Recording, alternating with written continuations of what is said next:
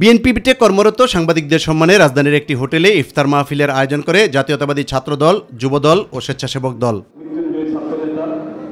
অনুষ্ঠানে বিএনপির স্থায়ী কমিটির সদস্য ডক্টর খন্দকার মোশাররফ হোসেন বলেন, দেশের বিরুদ্ধে ষড়যন্ত্র অব্যাহত রেখেছে পলাতক শক্তি।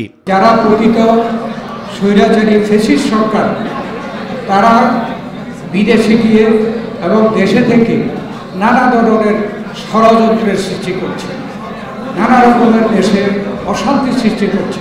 বিএনপির সিনিয়র যুগ্ম মহাসচিব রুহুল কবির রিজভী আহমেদ বলেন, গোপনে জনগণের অধিকার হরণ করার পরিকল্পনা করছে একটি মহল। যদি স্বল্পমেয়াদী সংস্কার চান তাহলে ডিসেম্বরে, আর যদি দীর্ঘমেয়াদী সংস্কার চান তাহলে জুনে, এই কথাগুলো আপনার বলে সরকারের পক্ষ থেকে ধোঁয়াশা তৈরি করা হচ্ছে কেন?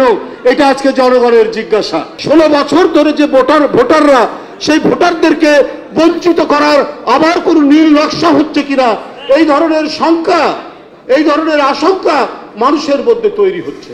এদিকে 31 দফা নিয়ে মাদারটেকে সবুজবাগ থানা বিএনপি আয়োজিত কর্মশালায় দলের স্থায়ী কমিটির সদস্য মির্জা আব্বাস বলেন, শুধু স্বৈরাচার নয়, কোনো শক্তি নির্বাচন ছাড়া ক্ষমতায় থাকতে পারবে না। যে আপনাদের সঙ্গে তো এই দেশের মাটি এবং মানুষের কোনো সম্পর্ক নাই। আপনারা হঠাৎ করে কি করে বুঝবেন এই দেশের মানুষ কি চায়? কি করে বুঝবেন এদেশের মানুষের মনের কথা? কি করে বুঝবেন 17 বছর আমরা যে রাস্তায় আন্দোলন করেছি, 17 বছর আমাদের নেতা কর্মীরা যে নিপীড়ন কষ্ট সহ্য করেছে, আপনারা এটা কীভাবে অনুভব করবেন?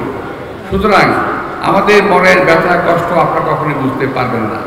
অপরদিকে জাতীয় প্রেস ক্লাবে এক আলোচনা সভায় বিএনপি চেয়ারপারসনের উপদেষ্টা জয়নুল আবদিন ফারুক বলেন, সুষ্ঠু নির্বাচন দিতে ব্যর্থ হলে অন্তর্বর্তী সরকারের উপর থেকে জনগণের সমর্থন উঠে যেতে পারে। নির্বাচন দিন, বিলম্ব না করুন।